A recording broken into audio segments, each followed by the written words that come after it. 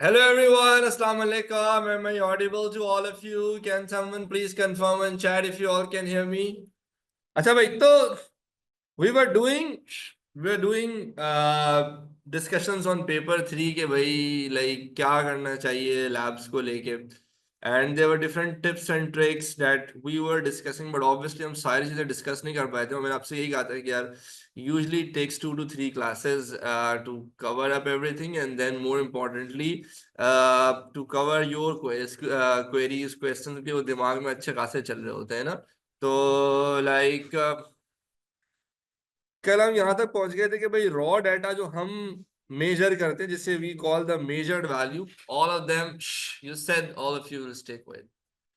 ठीक है, तो वी डिस्कस के भाई like decimal places in the measured value should be same, whereas in the calculated value you must have the same number of significant figures as the raw data or the significant figures in the measured value। तो ये हमने कल discuss कर लिया था। अब कुछ चीजें और है छोटी छोटी जिनको डिस्कस कर लेते हैं, जैसे for example wrong trend often create panic. ठीक है भाई, ये कॉमन है। लाइक होता ही है कि कुछ भी कर लो, इंसान के साथ एक मसला है ना। फॉर एग्जाम्पल आप पेपर सॉल्व कर रहे हो, आपके बाजू में कोई और भी पेपर सॉल्व कर रहा है, तो कभी ना कभी नजर पड़ी जाती है उसके ऊपर। अब इमेजिन करो आपका ग्राफ बन रहा है यू। ठीक है, आपका ग्राफ बन रहा है यू, और आपके पड़ोस में एक बंदा एक्सपेरिमेंट परफॉर्म कर रहा है और उसका ग्राफ बन रहा है यू। सही है ना? और आपको अपने ऊपर पूरा भरोसा है, आपको पता है कि मैं ही गलत हूंगा, ये सही होगा। सही है, तो इस पर ना टेंशन डाले। मैं आपको मजाक नहीं कर रहा हूँ। जब ये एक्सपेरिमेंट हुआ था ना, just to explain us this idea, like Karachi grammar में लैब के लिए वो हमें लेके गए सारे टीचर्स को ना, और एक एक्सपेरिमेंट दिया हम सारे टीचर्स को। टीचर्स ट्रेनिंग की बात कर रहा हूँ कि भाई ये एक्सपेरिमेंट है, इसको आप सारे परफॉर्म करें। और कराची के टीचर्स जाहिर सी बात है वो 10 से 15 मिनट में ना सारे करके फारिग कर चुके थे। और ना अब जाहिर सी बात है वो कोई एक्चुअल एग्जाम तो नहीं चल रहा है ना, फिर सब आपस में डिस्कस करना शुरू हो गया, इधर उधर की बातें। फिर एक दूसरे ने ना, जब हमने आपस में ग्राफ देखा ना, तो लिटरली किसी का ग्राफ व्यू बन रहा था, किसी का ग्राफ व्यू बन रहा था। हमने कहा यार ये क्या मजाक चल रहा है। तो फिर ये डिस्कस कि भाई मैंने जान के आपसे एक ऐसा एक्सपेरिमेंट लाइक करवाया जिसमें मुझे पता है कि लाइक अनसर्टेनिटीज इतनी है कि like there is fair possibility कि आधे लोगों का पॉजिटिव ग्रेडियंट बनेगा, आधे लोगों का नेगेटिव ग्रेडियंट बनेगा। आप समझ रहे हो, एक होता है ना ग्रेडियंट कम ज्यादा, एक तो आता है पॉजिटिव और नेगेटिव। सही है,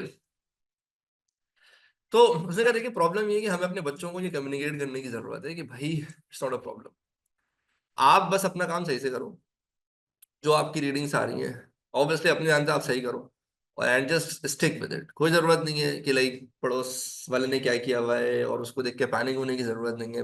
पड़ोस में तो देखने की जरूरत ही नहीं है। ठीक है, बिकॉज अगर इमेजिन करो बहुत बड़ी गलती हो भी जाती है, रॉन्ग ट्रेंड पे मैक्सिमम 1 मार्क कट जाएगा, 2 मार्क कट जाएगा, उससे ज्यादा मार्क्स नहीं कटेंगे। तो only 1 mark is deducted if the trend is wrong in the reading.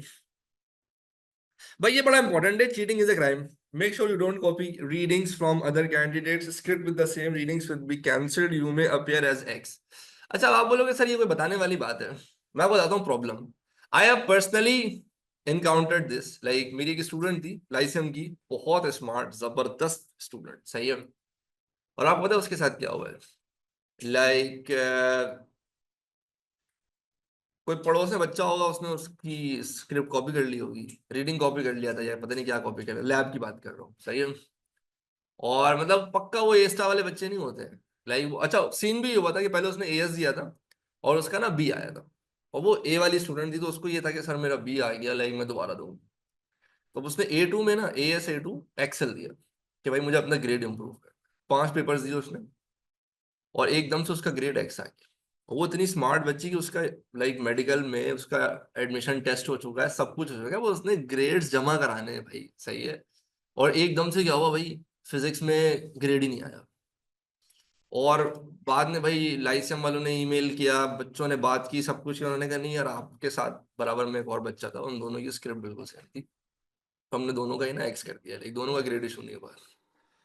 आप बिलीव नहीं कर सकते कि यार वो बच्ची किस ट्रॉमा से गुजरी थी उस टाइम पर ना। सही है, तो असल में ये बताने का पर्पज से भी होता है कि लाइक एक तो यार आप कॉपी ना करो, दूसरा आप किसी को करने भी ना। एक होता है ना कि यार चलो क्या हो जाएगा अगर मैं पड़ोस वाले को भी करवा दूं, है तो वो भी गलत। सही है, वो आपके लिए भी गलत है। लाइक भले आपको लोग बोलते रहे मतलब ये वो है, क्या हो जाता अगर ये दिखाया था, भाई प्रॉब्लम ये कि कॉमन सेंस की बात है ना, दो लोगों की रीडिंग कैसे सेम हो सकती है? ठीक है, एमसीक्यू ट्रेंड्स में भाई दो लोग ना एक जैसी गलती नहीं कर सकते, उनके पास पूरी सीटिंग अरेंजमेंट होती है, सही है ना? वो पेपर चेक करते हैं ना, उनको पता होता है भाई ये बच्चा यहाँ पोजीशन था, ये बच्चा यहाँ पोजीशन था, और दोनों की बिल्कुल सेम गलतियां होंगी, दोनों की रीडिंग सेम आ रही है, ऐसा कैसे हो सकता है? सही है ना? तो वो जाहिर सी बात है भाई, उसके फिर बहुत लॉन्ग टर्म कॉन्सिक्वेंसेज होते हैं। उसमें ये नहीं होता है कि यार लाइक 4 नंबर कट जाएंगे, 2 नंबर कट जाएंगे, या फिर वो इशू मुझे पता है खैर बड़ी मुश्किल से 2-3 हफ्ते लग गए, पता नहीं क्या कुछ हो गया, इतनी ब्रिटिश काउंसिल्स को ईमेल लिखी, स्कूल ने पता नहीं क्या कुछ किया, वो बच्ची स्मार्ट थी, समहाउ उसको कुछ ना कुछ ग्रेड इशू हो गया था, उसको दोबारा एग्जाम नहीं देना पड़ता। बट इमेजिन करो यार, आपका पूरा साल जाया हो जाए, लाइक आपकी यूनिवर्सिटी प्लेसमेंट खड़ी हुई है, और क्या हुआ था भाई, आपके बाजू में गमजद भाई थे, उन्होंने आपकी रीडिंग छाप ली थी, सही है, या आपने उनको छपा दिया था, सही है? तो भाई लाइक ये इसलिए अलग से डिस्कस करना जरूरी है, समझ रहे हो आप लोग मेरी बात? तो अब आ जाते हैं थोड़ा सा ग्राफ के ऊपर। About the graph of question 1, a candidate may lose 4 to 5 marks if the rules are not followed। Sir graph के ना बड़े मजे मजे के रूल्स हैं, जो I'm pretty sure आपने पढ़े भी होंगे, बट लेट्स रिकॉल देम, नहीं पता है तो भी जरा सही से समझ लीजिएगा। पहली बात तो भाई, जब भी आप ग्राफ बनाएंगे, मैंने क्लास में भी आपसे मल्टीपल टाइम इस चीज को डिस्कस किया भाई, you have to make a graph with a proper scale, और स्केल या तो 2 का होता है, या तो 5 का होता है, या तो 10 का होता है, स्केल 3 का नहीं होता, स्केल 4 का नहीं होता, स्केल 6 का नहीं होता, हाँ 2 का है, लेकिन 4 का स्केल अलाउड नहीं। स्केल का मतलब समझते हो ना तुम लोग, कि भाई फॉर एग्जाम्पल तुम्हारे पास ये ग्राफ था, सही है, और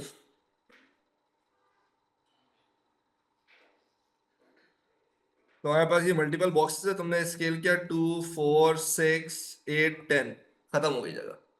अब तुम्हारे पास एक वैल्यू है जो कि है 11, अब वो 11 तो प्लॉट नहीं हो सकती, 11 तो प्लॉट नहीं हो सकती, तो तुम देखो कि यार क्या पता तुम्हारी वैल्यू 2 से छोटी हो, या लेट्स से 2 से छोटी वैल्यू है ही नहीं, तो तुम पता क्या करोगे? तुम एक काम करोगे, तुम बोलोगे यार एक काम करते हैं, नहीं नहीं, तुम बोलोगे यार एक काम करते हैं, इसको 2 कर देते हैं, 4, 6, 8, 10, 12, फॉल्स ओरिजिन कर सकते हो। अच्छा तुमने फॉल्स ओरिजिन किया तब भी मसला हल नहीं हुआ, अभी भी let's say they are values जो नहीं, अब तुम्हें बड़ा स्केल यूज करना है, ठीक है? अब अगर स्केल 2 का नहीं है ना, तो अब 3 का स्केल नहीं यूज कर सकते, 1357 नहीं कर सकते, सख्ती से मना है। नहीं नहीं, 1357 तो 2 का स्केल ही हुआ ना, सही ना? टू टू का 3 का स्केल नहीं सेट कर सकते हो, मतलब ये कि आप ये नहीं कर सकते हो कि आप बोलो यार 0, फिर 3, फिर 6, फिर 9, फिर 12, और फिर 15, ये एक्सेप्टेबल। अगर 2 का स्केल वर्क नहीं करे तो अगला स्केल कौन सा होगा? 5 का होगा। समझ रहे हो आप मेरी बात? अगला स्केल 4 का भी नहीं होगा। 4 के ऊपर तो मेरी पर्सनल एग्जामिनर से बहस हुई कि भाई लाइक अगर फॉर एग्जाम्पल 2 का अलाउ करो तो 4 का स्केल क्यों नहीं अलाउ करो? फिर he justified me with different values कि भाई आप खुद फंस जाओगे। अगर ये 0 और 3 है ना, इसमें से बीच में मैं आपको बोलूं ना कि यार 1.8 रीड कर दो, तुम्हारी बैंड बच जाएगी 1.8 निकालने में। 2 के स्केल में 1 पॉइंट आराम से पढ़ लोगे, 3 के स्केल में ना तुम बोलोगे यार 10 बॉक्स 3 के बराबर है, तो 1.8 कहां पर होगा, तुम्हारा अपना दिमाग फट जाएगा। समझ रहे हो आप मेरी बात? तो स्केल या तो किसका होगा, 1, 1, 2, 3, 4, 5, 6, या 2, 4, 6, 8, 10, या फिर 0, 5, 10, 15, 20 और 25। समझ आ रही है आप लोगों को मेरी बात? या फिर 10 का यूज करो, 6, 7, 8 का भी नहीं कर सकते, फिर डायरेक्ट 0, 10, 20, 30, 40, 50। आप लोग के पास this is true along both x and y axis।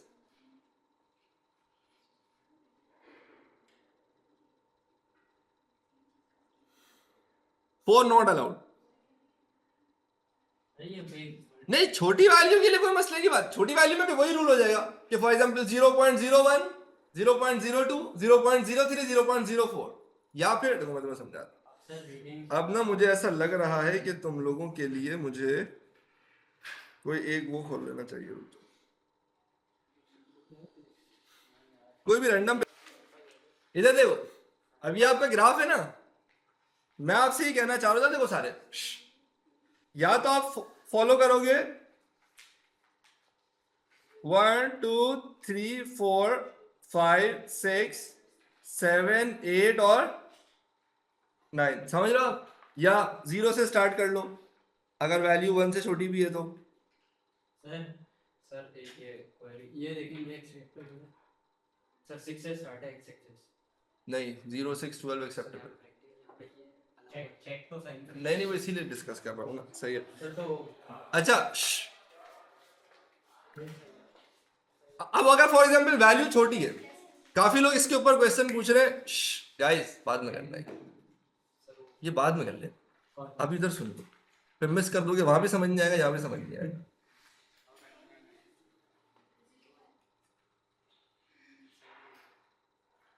अच्छा अगर वैल्यूज छोटी है ना, 0.01 0.02 0.03 0.04 0.05 लेट से छोटी छोटी वैल्यूज है, इस तरह से लेके चलो। और नहीं तो फिर अगला ऑप्शन ये होगा कि 0.00 लेट से ही है, फिर 0.04 भी नहीं, 0.02 0.04 0.06 0.08 0.10 एंड सो ऑन। समझ रहे हो आप? तो क्या हुआ भाई, ये 2 का स्केल हो गया, या फिर 5 का स्केल 0.05 0.10 0.15 0.20 0.25 एंड सो ऑन। क्या आप सबको समझ में आ रहा है मेरी बात?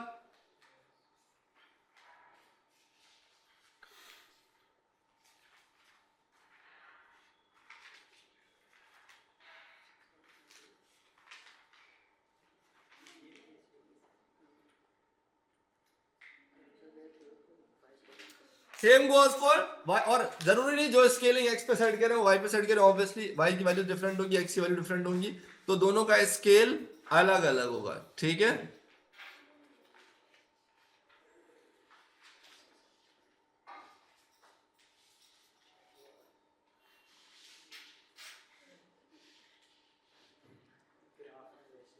नहीं नहीं नहीं, इस तरह से नहीं ले सकते अलीना, 0.15 0.30 नहीं ले सकते ना, 15 का स्केल। नहीं पर अगर सर वैल्यूज कम हो जीरोस में वैल्यूज में तो फिर कैसे? वही तो अभी समझा रहा हूँ क्या। सर लेकिन अगर रेंज में ना हो तब ये तो सर ये किया। अच्छा एक चीज समझना, अभी तुम लोगों को अगले सवाल का आंसर मिलेगा कि आखिर ये रूल्स क्यों बनाए गए। देखिए आप अपने एक्सिस को लेबल करेंगे प्रॉपर्ली कि लाइक एक्स एक्सिस पे आपने क्या रखा है, वाई एक्सिस पे क्या रखा है। एक्सिस लेबलिंग इज इंपॉर्टेंट, साथ में यूनिट डालना जरूरी नहीं, डाल दो तो अच्छी बात है। तो खानदानी तरीका यही है कि भाई अगर आप ग्राफ बनाते हो और एक्स एक्सिस पे आपने लेंथ रखा है तो आप बता दो ना भाई लेंथ सेंटीमीटर में है या मीटर में, समझ लो आप मेरी बात। फॉर एग्जाम्पल अगर आपने फोर्स रखा है तो वो न्यूटन में या किस में, तो वो बेहतर है कि आप यूनिट डाल दो, बट वो कंपलसरी नहीं है, सही है।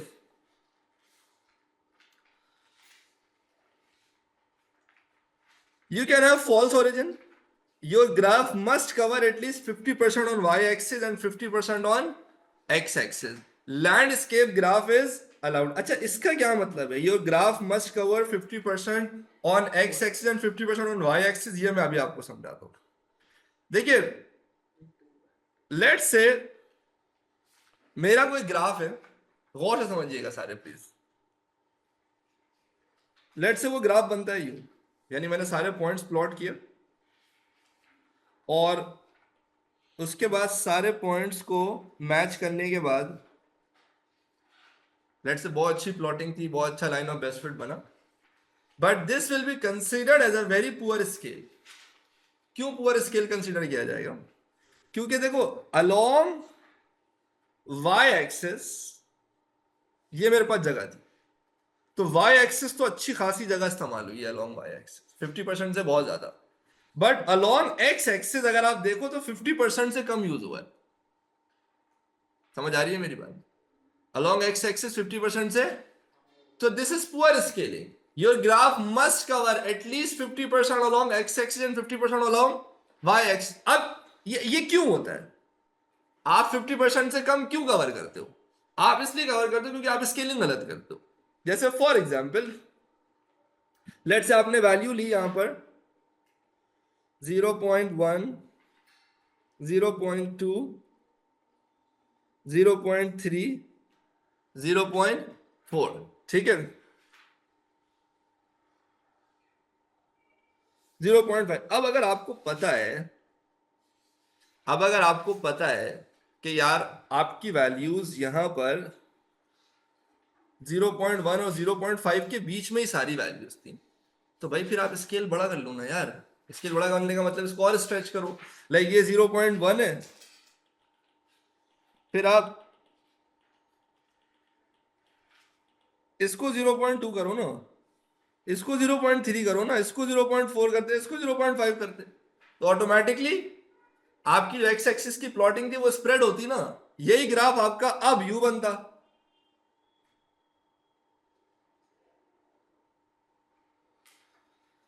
तो आप लोगों को ये बात समझ में आ रही है? इसका मतलब क्या है?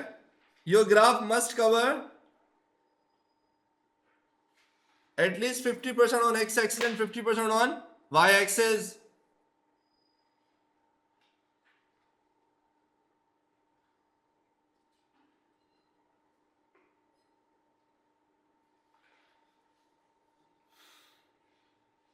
रिजवान अली, ये आपने कहां पढ़ा है? Maximum minus minimum divide by number of boxes.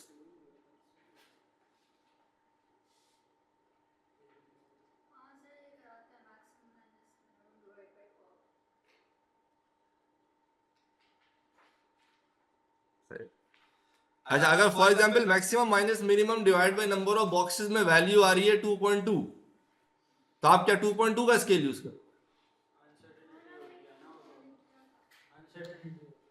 आप मुझे ये बताओ, फिर आप स्केल क्या यूज करोगे?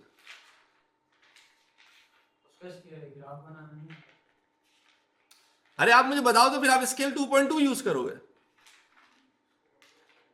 अगर ये आइडिया उस वक्त अच्छा है कि आप max minus minimum divided by number of boxes करके आप एक क्लोज वैल्यू निकाल लो, कि फॉर एग्जांपल तुम्हें लगा यार 1.9 आ रहा है, तुमने कहा एक काम करो 2, 4, 6, 8, 10 यूज कर लेते, then that's a very good advice. But 1.9 का स्केल तो नहीं यूज कर सकते ना यार आप। सर जब डेसिमल में वैल्यूज होती हैं तो इस्तेमाल करना पड़ता है। अगर तुम लोग ये करते हो ना, अगर तुम लोग ये करते हो कि maximum minus minimum divide by number of boxes, तुम्हें एक अंदाजा हो जाता है कि भाई मेरे पास एक बॉक्स पे कितनी जगह ले सकता हूँ। उसके बाद फिर तुम राउंड ऑफ कर देते हो कि भाई इधर यूज 2 और यूज आई स्केल ऑफ 5, तो फिर तो ये बहुत अच्छी टेक्निक। हाँ, मैं ये कह रहा हूं आप ये नहीं कर सकते हो कि maximum minus minimum divide by number of boxes और फिर प्रिसाइजली आपने एक बॉक्स को 1.7 के बराबर ले लिया है। ये तो पुअर स्केलिंग है ना, ये कभी भी एक्सेप्टेबल नहीं होगा। आप लोगों को समझ आ रही है मेरी बात?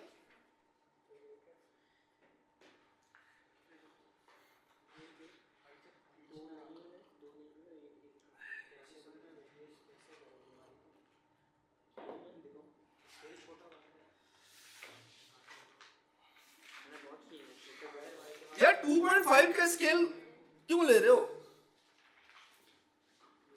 यानी 5 बॉक्सेस इक्वल 2.5, भाई 2, 4, 6 लो, 2.5 क्यों लेना है?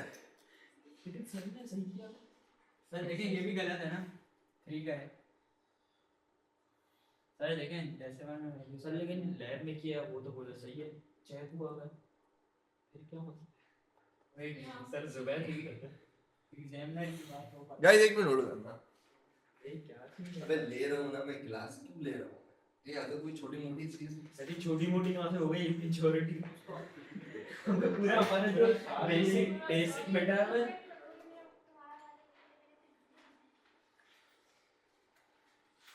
अरे सर सीडर से क्या?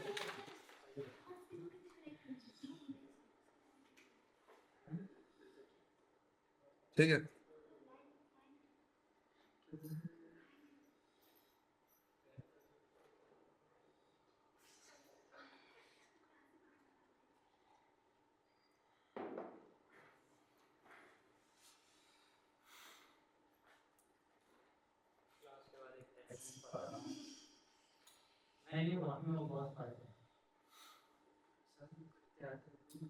समझ लो, तो आपका जो एक देखो, मैं आपको जो समझाना चाह रहा हूं, तो असल में इस रूल का पर्पस, इस रूल का सिर्फ पर्पस ये है कि at the end of the day जो तुम्हारा एक स्मॉल बॉक्स हो ना, एक स्मॉल बॉक्स, इसकी वैल्यू या तो 0.1 हो या तो 0.2 हो, या तो 0.5 हो, या 1 हो, या 2 हो, या 5 हो। तुम्हारे लिए खुद ग्राफ रीड करना आसान होगा। मैं तुम मुझे एक बात बता दो, मैं तुमसे कहता हूं ये है 1 और ये है 3, सही है? मैं कहता हूं ये है 1, ये 3, ये है 6। अब मैं आपसे कहता हूं उसमें 5.8 बता दो कहां है। यार आपको बुखार आ जाएगा 5.8 निकालने में। निकालो 5.8, बताओ मुझे कहां पर है। आपके सर में दर्द जाएगा या 5.8 कहां पर है। अभी यही अगर मैं आपको बोलूं ना यार ये 1 है, ये 2 है, ये 3 है, ये 4 है, ये 5 है, ये 6 है। अब मैं आपसे बोलूं 5.8, तुम बोलोगे सर ये 5 है ना अगर, और ये 6 है, तो ये ले 5.8। सर उसमें निकाल तो सकते हैं लेकिन थोड़ा सा टफ होगा। अबे बुखार आ जाएगा। तभी तो एग्जामिनर्स इसको क्यों मना करते हैं कि भाई तुम तो खौर हो जाओगे, फिर तो मुझसे भी खौर करोगे चेक करते हुए, कि वो भी बैठ के बेचारा हिसाब करता रहेगा कि यार इसमें 5.2 है कहाँ। सही है? नहीं, अगर फर्स्ट और लास्ट वैल्यू की रेंज ज्यादा हो तो फिर क्या करना? तो स्केल बड़ा करो, कोई ना 1 2 3 की जगह क्या कर लो, सर वो फिर कवर कम करेगी एरिया।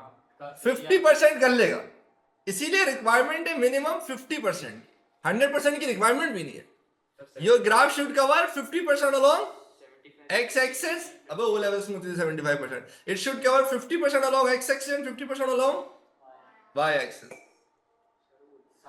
अच्छा, लैंडस्केप का मतलब क्या है वो मैं समझा देता हूं। वहां पर ना लाइक जैसे पाकिस्तान में आमतौर पर हम क्या रखते हैं, हम ग्राफ यू बनाते हैं। लाइक हम कहते हैं भाई वर्टिकली एक्स एक्सिस है और वाई एक्सिस और ये एक्स एक्सिस है ना। बट दुनिया में बहुत कॉमन है कि लोग ग्राफ यू भी बनाते हैं। भाई पेपर तो आपके हाथ में ही है ना, तो वो कहते हैं भाई ये हमारा वाई एक्सिस है और ये हमारा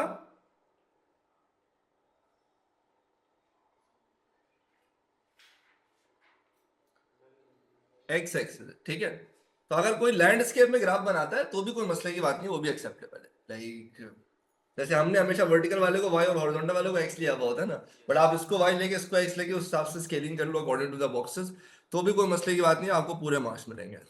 ठीक है। अच्छा, इसके अलावा हाँ देखो, अगर तुम्हारे पास फॉर एग्जाम्पल करंट है ना मिली एम्पियर्स में, तो उसको कन्वर्ट करने की जरूरत बिल्कुल भी नहीं है ग्राफ में। ग्रेडियंट निकालते हुए कन्वर्ट कर लेना। तुम यहां पे ऐसे लिखो बस करंट,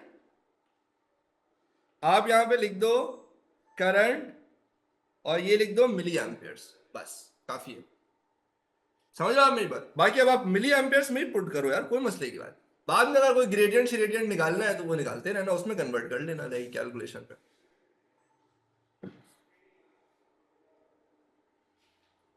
अच्छा, ये बड़ा इंपॉर्टेंट पॉइंट है जिसको अक्सर लोग इग्नोर करते हैं, वो ये कि the plotted point must be in accuracy of half the small box. क्या मतलब?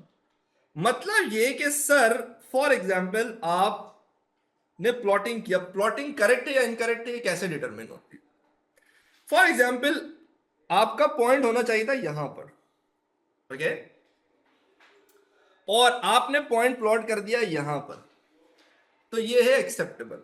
देखो ग्रीन वाला है जहां पर पॉइंट उसूली तौर पे होना चाहिए था, जहां पे जो करेक्ट प्लॉटिंग थी। ठीक है, रेड वाला वो था जो आपने प्लॉट कर दिया, यानी आपने थोड़ा सा राइट लेफ्ट कर दिया। तो कितना राइट लेफ्ट अलाउड है?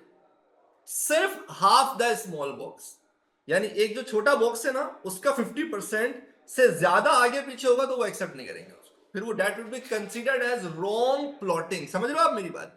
तो plotting has to be very precise. ये मैं इसलिए कह रहा हूं कि भाई ये देखो, ये रहा करेक्ट, यानी लेट से यहां पे कोई भी पॉइंट पकड़ लेता हूं मैं, लेट से ये वो पॉइंट है जो कि करेक्ट प्लॉटिंग था। ठीक है, और अगर आपने यहां प्लॉट कर दिया तो ये इनकरेक्ट है because you are deviated more than half the small box. अब ये तो मैंने इतना जूम इन किया हुआ, एक्चुअली देख लो ये थोड़ा आगे पीछे तो कर ही सकते समझ रहे हो आप मेरी बात? दोनों आपको नजर भी नहीं आएंगे। तो plotting has to be very precise, इसीलिए we do not accept blobs. देखो ये होता है, ये आपने प्लॉटिंग किया है, ठीक है ना, ब्लॉब क्या है? ये ब्लॉब है कि अगर आपके प्लॉटेड पॉइंट का size, if your plotted point का जो अपना डायमीटर है, जो अपनी थिकनेस है, वो आधे स्मॉल बॉक्स के बराबर हो गई या उससे ज्यादा हो गई, तो वो वैसे एक्सेप्टेबल है, बिकॉज ऑटोमेटिकली आप अनसर्टेन हो गए ना। If your plotting is is bigger, क्योंकि भाई हम तो क्लास में बच्चों को समझाते रहते हैं कि भाई plotting has to be sharp, ये नहीं कि मोटे मोटे गोले बना के आ रहे हैं एग्जाम में। सर अगर क्रॉस बना हाँ क्रॉस बनाओ लेकिन शार्प पेंसिल से, क्रॉस बनाओगे ना शार्प पेंसिल से, समझ रहे हो मेरी बात? उसका कितना मतलब होना चाहिए रेशियो? वो भी वही है जो जो क्रॉस में वो वाला पॉइंट पॉइंट होगा ना जहां पे क्रॉस हुआ है। यस भाई मैं आसान भाषा में आपको समझाना चाह रहा हूँ, you cannot use a very thick pencil. I have quite often seen students using very thick pencils for plotting, for making graphs, for sketching.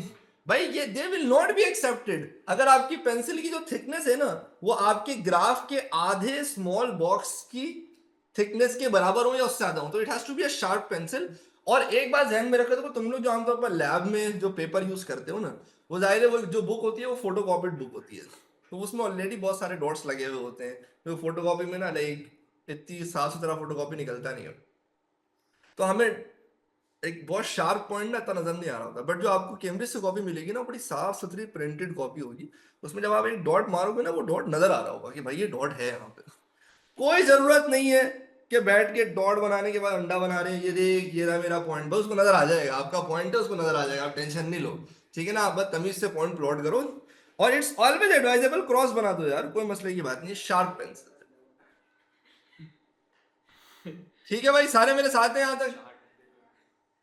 Sir ये तो 4 बॉक्सेस में सर्कल है।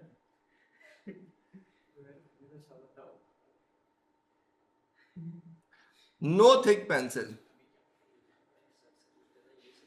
सर ये क्रॉस चेक करना है, 4 डब्बे दिए हैं, सो सर ने भी तो हाँ 1008 फिर 5 यूज कर लेना, 5 का स्केल क्या हुआ? सर क्रॉस पूछ रहा हूँ, क्रॉस सही है इसमें या बहुत बड़ा है?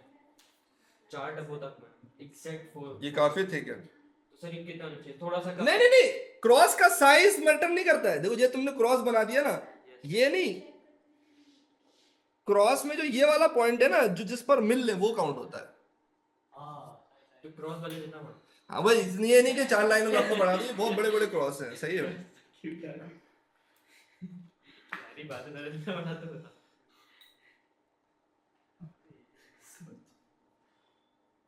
भाई देखो मेरी बात सुनो, मैं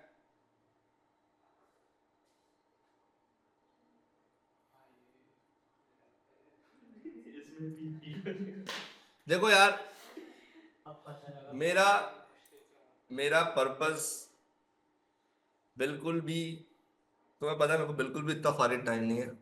मेरा पर्पस ये नहीं है कि यार लाइक मैं क्लास लेके आपको बताऊं कि यार मुझे बहुत ज्यादा आता है और तुम लोगों को तो कुछ पता ही नहीं है। भाई honestly speaking, when I attended this Cambridge workshop, भाई मुझे सिर्फ ये रियलाइज हुआ कि भाई बहुत छोटी छोटी चीजों पे मार्क्स कटते हैं, सही है ना? क्योंकि देखो मैंने एक अरसे तक मैंने भी खुद लैब कराई है, और एक टाइम पे मैं फारिग होता था मैं खुद लैब्स कराता था बच्चों को, सही है। और मैं यूजली बहुत लीनियंट रहता था, मैं कहता था ग्राफ बन गया है ना, सही है, साफ सुथरा है, जाने दो, ठीक है बेटा, सही है। और वो जाहिर सी बात है यार, एक क्लास में अगर 30 बच्चा 40 बच्चा लैब कर रहा है, तो मैं हर बच्चे का बैठ के डॉट का साइज देख भी नहीं सकता हूँ, कोई भी नहीं देख सकता है। वो जो अक्सर बच्चे कहते हैं ना सर वो हमारे टीचर ने तो हमें चेक करके भगा दिया, वो भगाया ही होगा ना, तुम लोग हरकतें लैब में तंग करते हो, उन्होंने कहा ठीक है सही है, निकलो यहाँ से, अच्छा आंसर आ गया।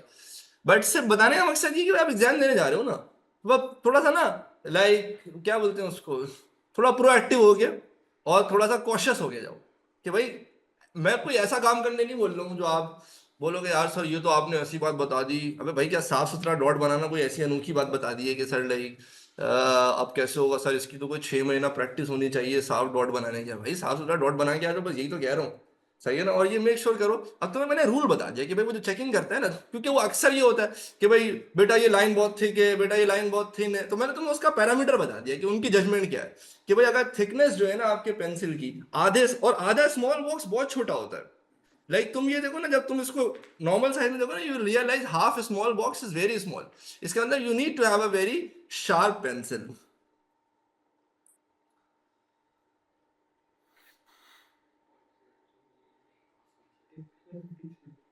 बेटा केमिस्ट्री में टेंशन नहीं लो, केमिस्ट्री में ज्यादा मसला हो बस सल्फ्यूरिक एसिड डाल देना हर चीज में, सारे प्रैक्टिकल सही हो जाएंगे, सही है।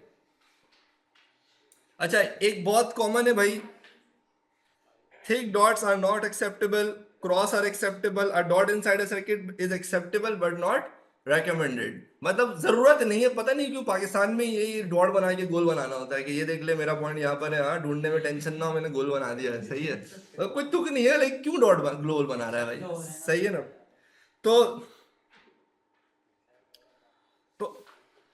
Line of best fit, one anomalous point is allowed, it can be ignored by drawing the line of best fit. तो फॉर एग्जांपल अगर आपके पास पॉइंट्स इस तरह से आ रहे थे और एक पॉइंट यहाँ था, तो इसको खींचने की कोशिश नहीं करना, समझ रहे हो ना मेरे को, बताओ अपना पॉइंट डायरेक्ट बना देना, उस एक पॉइंट को जो बिल्कुल अलग जा रहा होगा उसको आप प्लीज क्या कर दीजिएगा, इग्नोर कर दीजिएगा। जरूरी नहीं है कि लाइक हर किसी को इंक्लूड करोगे तो पार्टी खराब हो जाएगी।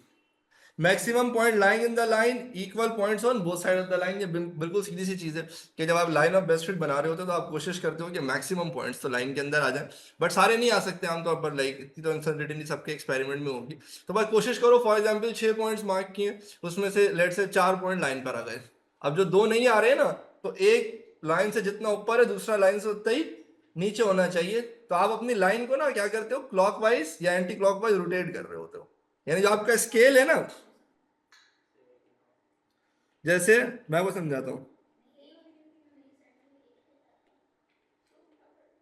जैसे ये आपका एक ग्राफ है और ये स्केल नजर आ रहा है आप लोग, अरे यार स्क्रीन पे ये स्केल नहीं आ रहा,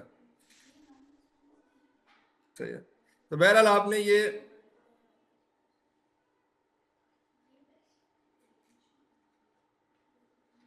हटा ही देता हूँ, सही है।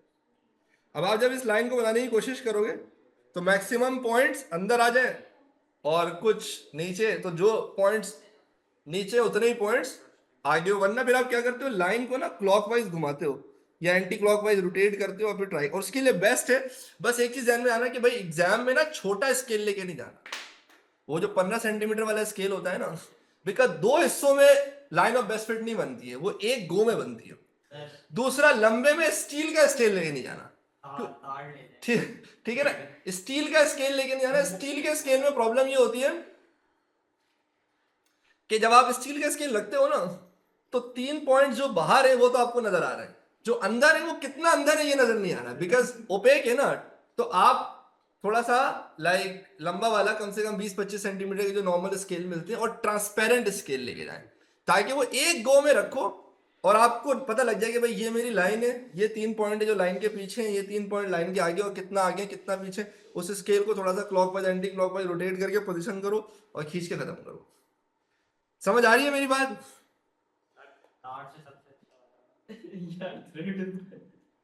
एनोमलस को हाईलाइट करने की जरूरत नहीं है। क्या हो गया? हेलो हेलो,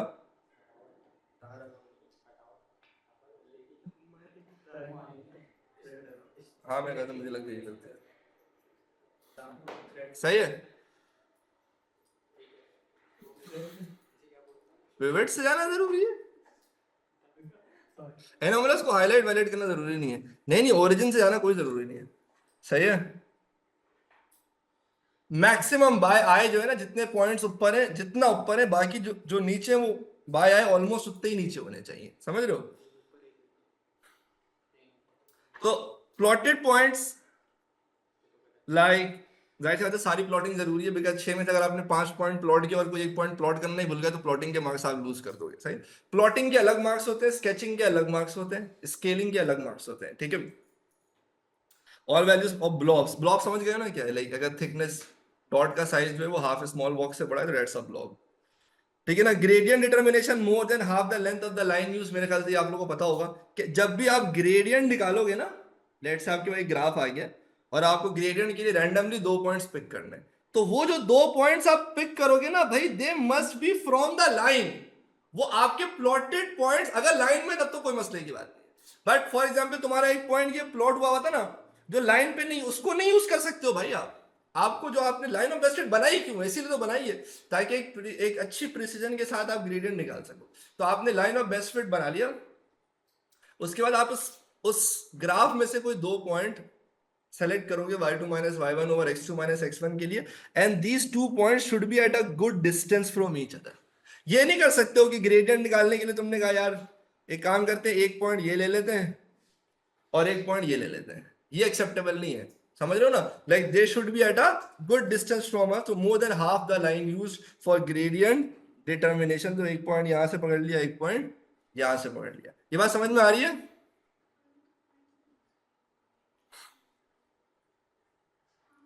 ट्राइंगल बनाना तो बहुत अच्छी बात है, डॉटेड लाइन से ना ट्राइंगल बना के दिखा दो, वो और अच्छा है।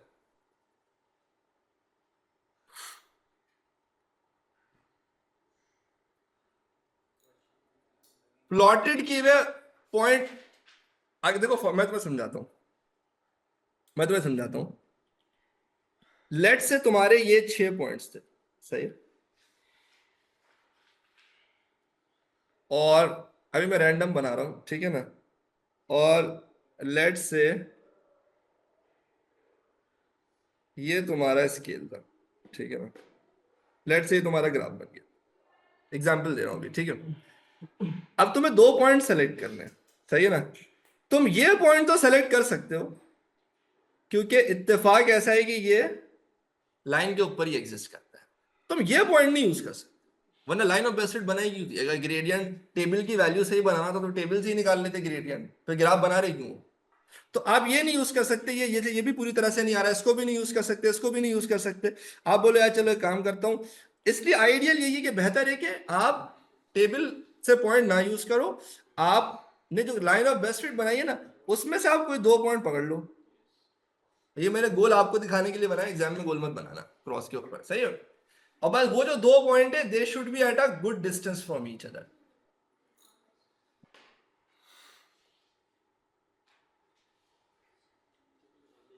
When to road false origin, false origin की हेडिंग डालने की जरूरत नहीं, जब आप प्लॉटिंग करते हो तो उससे पता लग जाता है कि ये फॉल्स ओरिजिन है या नहीं है। ये क्यों मिल रहा है?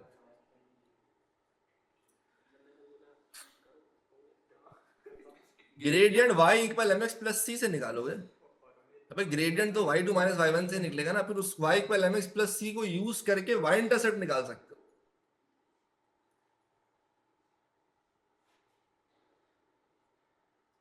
सही है, हाँ कोऑर्डिनेट मार्क कर देना बस, बहुत है, लिखना इतना कोई जरूरी नहीं है, लिख लो तो अच्छा है। भाई तुम लोग तो पता नहीं, ऐसा लग रहा है पहली बार कर रहे हो, सर पूरे बेसिक सिला दिया। टेंशन में आ गए हो तुम लोग। नहीं ये मिस्टेक। खैर ये टेंशन नहीं है, ये वो छोटी छोटी चीजें हैं, इट्स गुड के all the points must be plotted in the graph grid please. ये एग्जाम ना अपना बच्चों की कॉपी देख लो, तुम में से किसी की तो कॉपी नहीं है, सही है ना। ही वाज द गाय ना, he was the principal examiner, जो हमारा ट्रेनर था ना, राइट। अंकल 30 साल से कैम्ब्रिज के पेपर चेक कर रहे हैं, सही है, रिटायर हो गए थे। भाई स्केलिंग इंसानों की तरह करो, सही है, क्या कहते हैं। और अगर वाई इंटरसेप्ट यहाँ से नहीं निकल रहा तो y equal m x plus c से निकालो। ये छिछोरी हरकतें नहीं करो, नहीं मेरे को ऐसे ही निकालना है वाई इंटरसेप्ट, लाइन खींच के लंबी नहीं करना, ठीक है ना। दिस इज नो कमेंट्स, ठीक है ना। तो इस तरह की छिछोरी हरकतें नहीं करना, सही है। ये देखो मैं तुम्हें दिखा देता हूँ, ये कैम्ब्रिज के एग्जामिनर्स रिपोर्ट है, ठीक है। The diameter of the point plotted is greater than half the square, especially the third point in the y direction, ठीक है। तो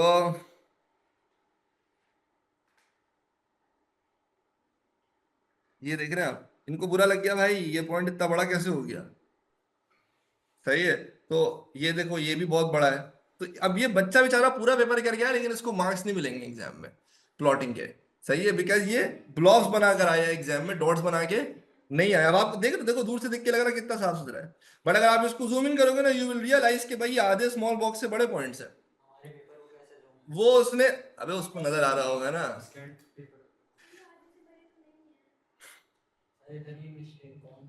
सर इतना वेट कर रहा था। ये आधे से बड़ा है, ठीक है। ये देखो, ये देखो ये पुअर स्केलिंग है, इसके सारे पॉइंट्स जो है ना। अब यार ये थोड़ा सा रेजोल्यूशन खराब हो गई है, कॉपी करके स्क्रीनशॉट लेके प्रेजेंटेशन में पुट करने के बाद, बट इसमें क्या प्रॉब्लम है इसकी स्केलिंग में, ये ना ही अलोंग एक्स एक्सिस 50% कवर कर रहा है। भाई अगर आपकी वैल्यू, पढ़ने में भी नहीं आ रहा पता नहीं, 25 और 35 के बीच में, तो भाई आप यहां से स्टार्ट करो ना, 25 30 35, ये पूरा हिस्सा खाली है, ये पूरा हिस्सा खाली है, समझ रहे हो आप। तो this is an example of a poor scaling. यहाँ पे जाहिर सी बात है you will lose marks on scaling. ठीक है, ये तो अल्लाह माफ करे, तो दिखाना भी नहीं चाहिए बच्चों को। एक बच्चा इतना तेज, उसकी ना 4 वैल्यूज थी, 2, 9, 15, 20। उसने लिखा 2, 9, 15, 20। इधर उसकी वैल्यू थी 13, 15, 21। एकदम परफेक्ट ग्राफ बन गया उसका। सही है, तो उसकी जो वैल्यू थी ना उसने उसी को स्केल बना के लगा दिया। ठीक है, इन्ना लिल्लाहि व इन्ना इलैहि राजिऊन। सही है।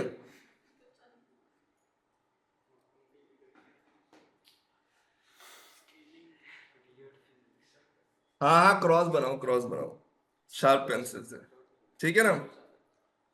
अभी किसी ने पूछा था सर कर वो सकता है, if they say draw a line of best fit then obviously it's a straight line. In majority of the cases it is a straight line. सही है। अनलेस के बाद वो बोले स्केच द ग्राफ, तो देख लेना भाई बहुत बड़ा डिविएशन आ रहा होगा, बट उससे पता सिंपली ये रख जाएगा कि भाई अगर वो आपसे, इसका जो सबसे बेस्ट तरीका होता है ना वो होता है ग्रेडियंट का क्वेश्चन। सही है।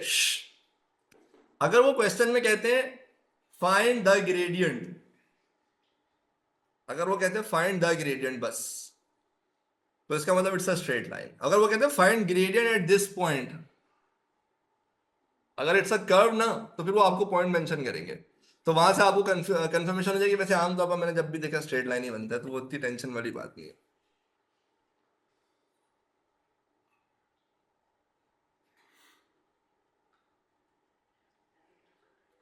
देखो पॉइंट अगर दो स्मॉल बॉक्सेस के बीच में कहीं है, मैं आपको समझा रहा हूं ना, वही तो मैं आपसे कहना चाह रहा हूं। फॉर एग्जाम्पल लेट से आपका पॉइंट होना चाहिए था यहां, ठीक है ना। तो अब यहां से दो स्मॉल बॉक्सेस, आधा स्मॉल बॉक्स आगे पीछे, इससे ज्यादा आगे पीछे नहीं हो सकते आप।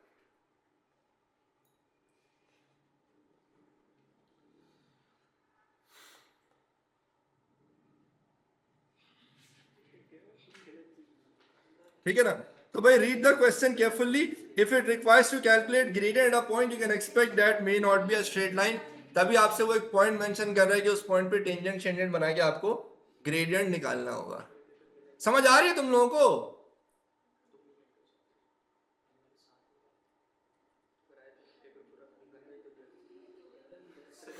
Arithmetic error is often ignored if method of calculation is correct. मतलब यूजली अगर 1 मार्क का क्वेश्चन है, वर्किंग सही है और फाइनल कैलकुलेटर गलत इस्तेमाल हुआ है, ये तो यूजली वो लैब में मार्क्स दे देते हैं। Do not use values from table to calculate gradient, ये बहुत इंपॉर्टेंट है। ठीक है ना। ग्रेडियंट निकालने के लिए हमेशा ग्राफ जो आपने स्केच किया है ना, उसमें से 2 पॉइंट आप सेलेक्ट करोगे। ठीक है। Use the exact value of gradient in the next calculation. Do not round off the common. Do not hesitate in using the values from the table to calculate y-intercept. हाँ, y-intercept के लिए आप use कर सकते हैं पीछे से value, but it's better कि वो भी आप ग्राफ से यूज, y-intercept समझ रहे हो ना। लाइक अगर फॉर एग्जाम्पल ग्राफ से आगे नहीं मिल रहा, y equal mx plus c लगाना है, तो फिर कोई मसले की बात नहीं है। लाइक ग्रेडियंट तो m पुट कर देना जो आपने निकाला होगा, y और x की वैल्यू पुट करनी होगी ना, वो टेबल से ही पुट कर सकते हो, कोई मसले की बात नहीं। टेबल की कोई वैल्यू मतलब उसमें लाइन में नहीं आ तब भी रही कर सकते हो, कोई तो समस्या गलत नहीं हो जाएगा। नहीं होगा गलत। राउंड कैसे करना ग्रेडियंट निकला ही इसलिए क्योंकि अब वो सारी वैल्यूज के लिए यूज हो सकता है। राउंड ऑफ क्यों नहीं कर सकते? अनसर्टेनिटी होगी ऊपर नीचे, बट टेक्निकली वो यूज सबके लिए हो सकता है। Just to write the correct unit of, अच्छा अक्सर एक यही प्रॉब्लम होती है एंड में, y equal m x, and में y equal m x plus c से कंपेयर करने के बाद यूनिट लिखना होता है। तो अब यूनिट लिखना है तो ओम लेट से यूनिट है, तो बैठ जाएंगे बेस यूनिट निकालने। अरे बेस यूनिट क्यों निकाल लो, इतना कॉमन मसला है, टाइम जाया कर रहे होते, 3-3, 4-4 मिनट लगा रहे हैं। बेस यूनिट क्यों निकाल लो भाई, ऐसा यूनिट बोला है, ऐसा ही बेस यूनिट नहीं बोला है कि किलोग्राम मीटर स्क्वायर पर एम्पियर पर सेकंड क्यूब बैठ के निकालने, उसकी जरूरत नहीं है। ठीक है। तो like I know majority of you must not be doing this, but पता होना चाहिए कि भाई चीजों में, उल्टी सी चीजों में अपना टाइम जाया नहीं करो। सर ग्रेडियंट और वाई इंटरसेप्ट कितने सिग्निफिकेंट फिगर्स में लिखेंगे, वही रॉ डाटा, यानी तुमने जो पॉइंट्स प्लॉट किया वो कितने सिग्निफिकेंट फिगर्स पे थे, उतने ही सिग्निफिकेंट फिगर्स को यूज करना, और क्या।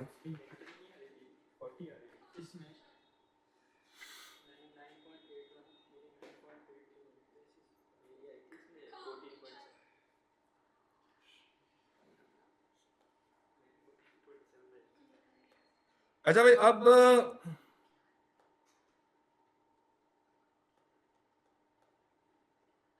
बस थोड़े बहुत रह गए। क्वेश्चन 2 के हवाले से छोटी मोटी बातें ही हैं बट बड़ी इंपॉर्टेंट है, उसको जरा डिस्कस कर लेते हैं। हमारे पास टाइम है 6-7 मिनट है ना, इसको 10 मिनट ऊपर ले जाएंगे, मसला नहीं है। देखिए बात सारी है कि यहाँ तो बस ठीक है, यूनिट नहीं डाला था ना भाई। How to figure out uncertainty in the measured value of question 2, ये कॉमन मसला है, सही है। मैंने आप लोगों से मेजरमेंट के टॉपिक में इस चीज को डिस्कस किया हुआ है कि भाई आप इसको रट्टा नहीं लगा सकते, ना ही आप इसको गैस कर सकते, सही है। आप में से जितने भी लोगों ने क्वेश्चन 1 क्वेश्चन 2 दोनों परफॉर्म किया है, उनको पता है कि क्वेश्चन 1 क्वेश्चन 2 का फर्क क्या है। Question 2 is always an experiment which is a little tricky, a little challenging. Challenging का मतलब एक्सपेरिमेंट करना चैलेंजिंग नहीं है, रीडिंग निकालना चैलेंजिंग है। कि लाइक रीडिंग ना कभी कुछ आ रही होगी कभी कुछ आ रही होगी, यानी अच्छी खासी अनसर्टेनिटी आ रही होगी। और यही होता है कि वो आपसे मेजरमेंट करवाते हैं और फिर अगले पार्ट में ये पूछते हैं बताओ इसमें कितनी अनसर्टेनिटी है, सही है। वो अनसर्टेनिटी आप गैस नहीं करो। उसका सिंपल सा तरीका ये है कि आप 3 दफा वो एक्सपेरिमेंट परफॉर्म करें और आप 3 दफा रीडिंग निकालें, ठीक है। लेट्स से कोई लेंथ निकालनी थी, उसमें एक दफा रीडिंग आ रही है 12, एक दफा आ रही है 16, एक आ रही है 10। फिर आप करो max minus minimum, 16 minus 10 divided by 2, क्या आंसर आ रहा है? 6/2 मतलब के 3, सही है ना। ये हो गई आपकी अनसर्टेनिटी। सर इंस्ट्रूमेंट्स की तो एक होती है ना, तो हमारे यहाँ प्रॉब्लम क्या होती है कि हम क्योंकि मार्किंग स्कीम देखते हो फिर टीचर से बैठ के लड़ रहे होते हैं कि सर वो हमें कैसे, क्योंकि मार्किंग स्कीम क्या करता है वो ना एक वैल्यू दे देता है कि यार अनसर्टेनिटी 1 मिलीमीटर से 3 मिलीमीटर के बीच है। अब आप बोलोगे सर हमें कैसे पता लगेगा कि 1 से 3 के बीच है? यार भाड़ में गई मार्किंग स्कीम। आप क्या करो, आप मैक्सिमम आप 3 रीडिंग्स निकालो, max minus minimum divide by 2 से कर लो, आपको क्या मिल जाएगी? अनसर्टेनिटी। समझ रहे हो आप? देखो बेटा अगर रीटेक लगेगा तो दोबारा साथ नहीं बैठ पाओगे, इसलिए गौर से सुनो, सही है। देखो आपने 3 रीडिंग निकाली और आपने क्या किया, मैक्स माइनस मिनिमम। अब लेट से अब जो 3 मिलीमीटर आ रहा है ना, लेट से ये मार्किंग स्कीम की रेंज से बाहर है, तब भी आपको पूरे मार्क्स मिलेंगे, क्योंकि घर से मार्किंग स्कीम कौन याद करके जाता है। तो ये बात आप लोगों को याद रहेगी भाई कि अनसर्टेनिटी कैसे निकालते हैं।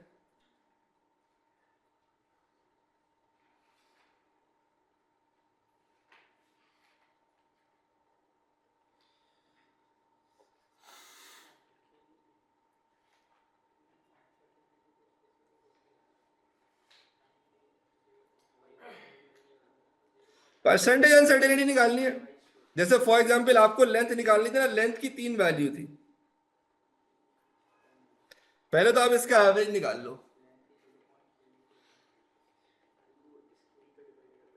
बताओ क्या आंसर आ रहा है।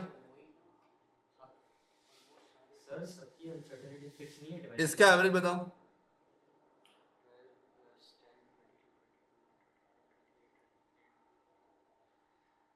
12.66 जल्दी इसका आंसर बताओ।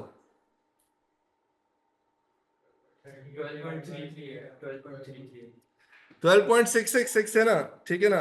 तो इसको आप राउंड ऑफ करके दो 13 प्लस माइनस 3 मिलीमीटर्स।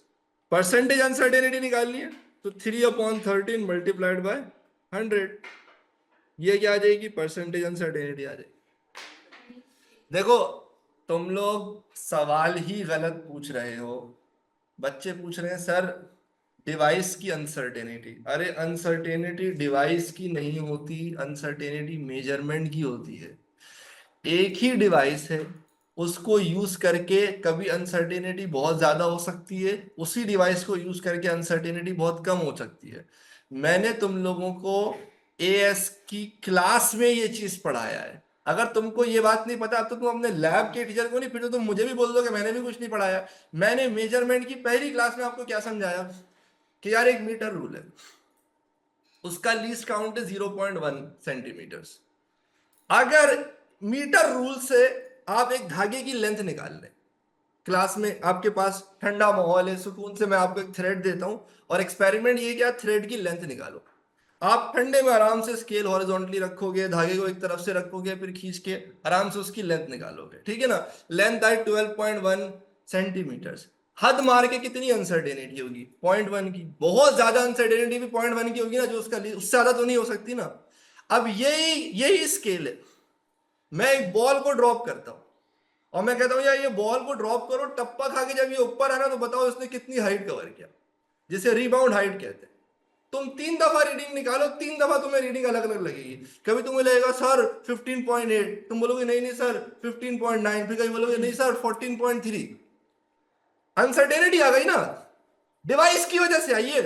डिवाइस तो वही था भाई, प्रॉब्लम ये है कि हालात डिफरेंट हो गए ना सर। पहला एक्सपेरिमेंट क्या था, धागे की लेंथ निकालनी थी, कुछ करना ही नहीं था।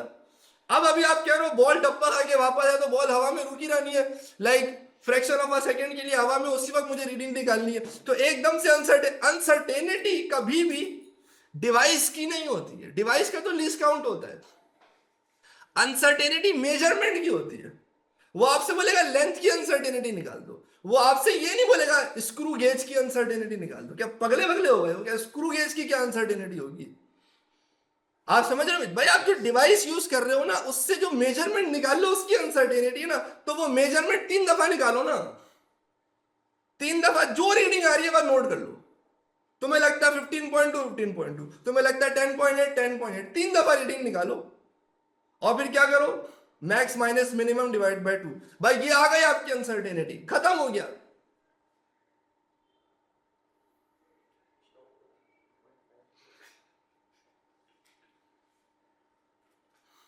जैसे मैंने यहां पे लेट से 3 रीडिंग निकाला, तो मैक्सिमम थी 16, मिनिमम थी 10, तो क्या हो गया, मैक्सिमम माइनस मिनिमम।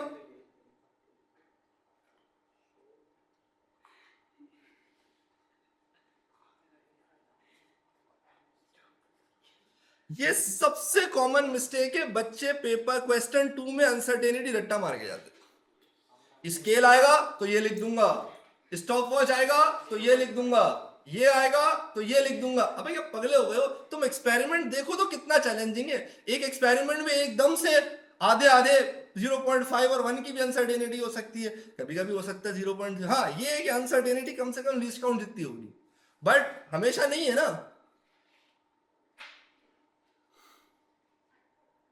कोई मसले की बात नहीं अलीना, आपका एक 12 आ रहा है, एक 8 आ रहा है, आप वो लिखो, माइनस करके 2 से डिवाइड करो, वही आपकी अनसर्टेनिटी है। 20% आए 40% आए,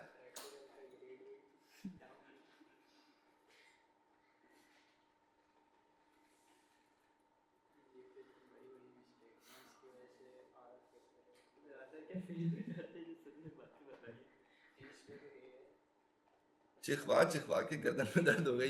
तुम लोग को मेरी बात समझ में आ रही है कि अनसर्टेनिटी घर से रट्टा मार के नहीं जाना है। अगर किसी ने बोल भी दिया कि याद कर लो तो भाई इग्नोर कर देना। तुम यार तुम सरपाशा से मेजरमेंट का टॉपिक पढ़ा है यार, मैंने 1 घंटा पहली क्लास में समझाया ही है ये तुम लोगों को कि अनसर्टेनिटी डिवाइस पर डिपेंड करती है, बट साथ साथ एक्सपेरिमेंटल कंडीशंस पर भी डिपेंड करती है। इसीलिए एक मेजरमेंट में कितनी अनसर्टेनिटी है वो सिर्फ एक्सपेरिमेंटर ही बता सकता है, जो एक्सपेरिमेंट कर रहा है, उसके अलावा कोई नहीं बता सकता है।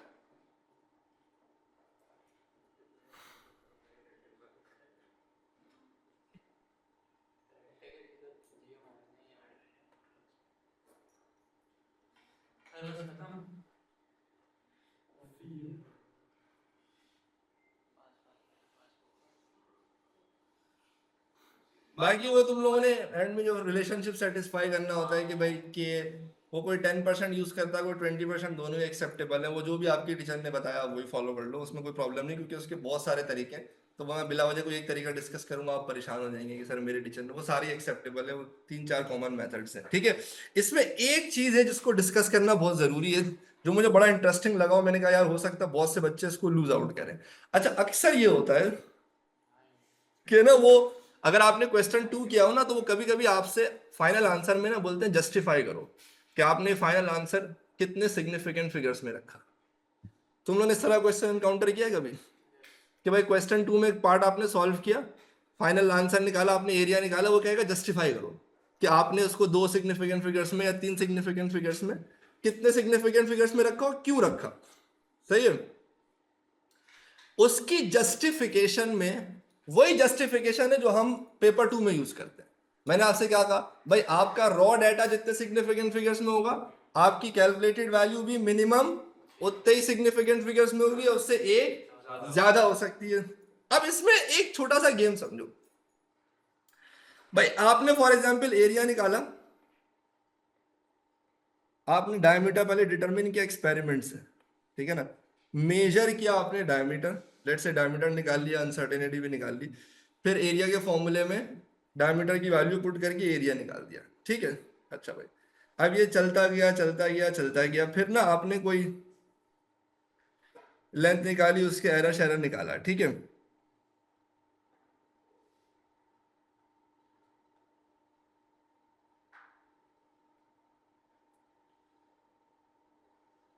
और फिर फाइनली आपने कांस्टेंट डिटरमिन किया इस तरह के फॉर्मूले में पुट करके वैल्यू में, ठीक है ना, c इज इक्वल्स टू जो भी the square root L upon है, आपने कांस्टेंट डिटरमिन कर ली, ठीक है। अब वो कह रहा है कि यार कांस्टेंट जो आपने c justify the number of significant figures.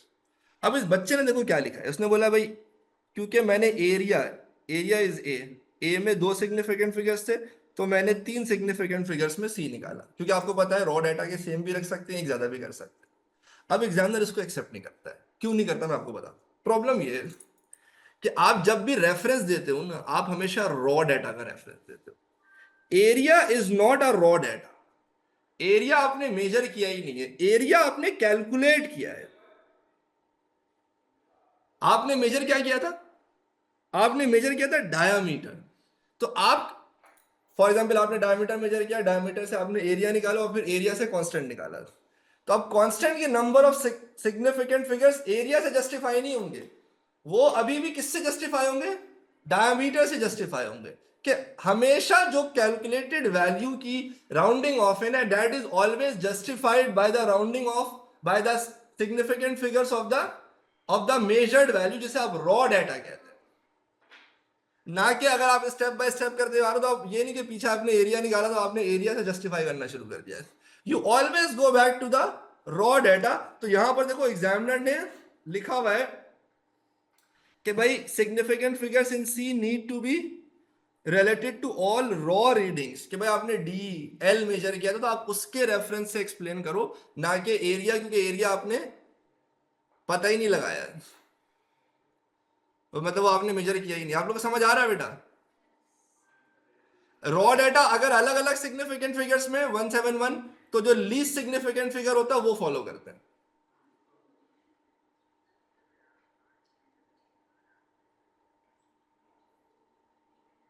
सारे मेरे साथ हैं। अच्छा भाई,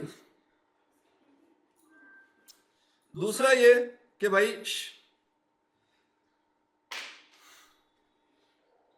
एक कॉमन मिस्टेक है जो बच्चे क्या करते हैं, लास्ट पार्ट जो होता है ना, जिसमें 4 एरर्स और 4 इंप्रूवमेंट्स लिखनी होती हैं, उसको रट के चले जाते हैं। सही है भाई, एग्जामिनर बेवकूफ नहीं है। सही है, सबने पता है क्या बनाया हुआ है, मैकेनिकल का आएगा तो ये 2 पार्ट लिख दूंगा, ऑसिलेशंस का आएगा तो ये लिख दूंगा, इलेक्ट्रिसिटी का आएगा। भाई सिर्फ एक ही चीज है जो सब पे एप्लीकेबल है, और वो है 2 readings are not sufficient, take at least 6, जिसका इंप्रूवमेंट ये है कि take at least 6 readings and find the graph. ये मैं मानता हूं तमाम तसानीफ पे सादिक उतरेंगी, ये आप सब पे लिख सकते हो। उसके अलावा तुम क्या मतलब बच्चे हो, एक्सपेरिमेंट कर रहे हो, तो मैंने पता नहीं लग रहा है कि एक्सपेरिमेंट में क्या चैलेंजेस आ रहे हैं। मतलब इंसान हो ना, एक्सपेरिमेंट जब खुद परफॉर्म कर रहे हो तो तुम्हें पता होना चाहिए ना यार, तुम्हें फील नहीं होगा कि यार इसमें ये निकालना में प्रॉब्लम हो रहा है, इसमें ये निकालने में प्रॉब्लम हो रहा है। अब मुझे एक बात बताओ, एक एक्सपेरिमेंट है, उसमें कोई चीज हैंग हुई हुई है, कोई निडल है, पीछे स्केल है, वहां पे एक्चुअली पैरालैक्स एरर आ सकता है, तो आप लिखो पैरालैक्स। अब एक चीज में निडल स्केल के साथ चिपकी हुई है, पैरालैक्स एरर का कोई है ही नहीं, फिर भी लिख दिया पैरालैक्स आ रहा है, तो भाई आप एरर रट के नहीं जा सकते हो।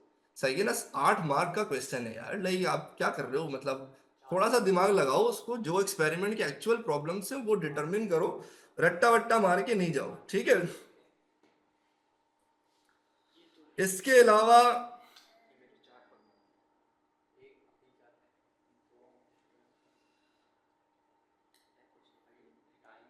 स्क्रिप्ट डार्क पेंसिल में अलाउड है, ब्लैक ब्लू पेन कर सकते हैं, रेड ग्रीन और पर्पल इंक यूज नहीं कर सकते, ठीक है ना भाई। अच्छा एक और चीज, अभी मैं यहाँ पर, ये बड़ा खतरनाक है, कुछ बच्चों ने मैसेज किया है कि यार सर वो अल्लाह बचाए लैब के टीचर से तुम लोग वो गलत बातें कर रहे हो। देखो तुम लोग समझ नहीं पा रहे हो, ये हमारे साथ एक प्रॉब्लम है। एक इंसान जो हमसे पूरे साल मोहब्बत करता है, हम, और जस्ट बिकॉज एक इंसान आके थोड़ा सा कुछ एक्स्ट्रा एडिशनल बताया था तो हम उसकी रिस्पेक्ट ज्यादा करना शुरू हो जाते हैं। भाई आपको पूरा साल उन्होंने लैब कराया, आपको बर्दाश्त किया है। अगर मैंने यहाँ पे 100 बातें बताई होंगी ना, तो 90 बातें उन्होंने भी आपको बताई, ठीक है ना भाई। कोई इक्का दुक्का ऐसा होगा ना जो मैच नहीं कर रहा है या डिफरेंट हो रहा है, तो इसका मतलब ये नहीं कि भाई आप उनसे बहस करना शुरू कर दें, या लाइक भाई वो आपकी टीचर है पूरा साल। मतलब ये एक बहुत मुश्किल काम होता है लैब कराना, मैंने कराई है, लाइक मेरी तो हट जाती थी कि यार ये क्या 20-30 बच्चे बैठे हुए हैं, अब अजीब अजीब हरकतें कर रहे हैं। वो लैब मेंटेन करना, लाइक 20-30 बच्चे को संभालना, और मतलब कहने को तुम लोग एडल्ट हो, हरकतें तो तुम लोगों की एडल्ट वाली है ही नहीं, सही है।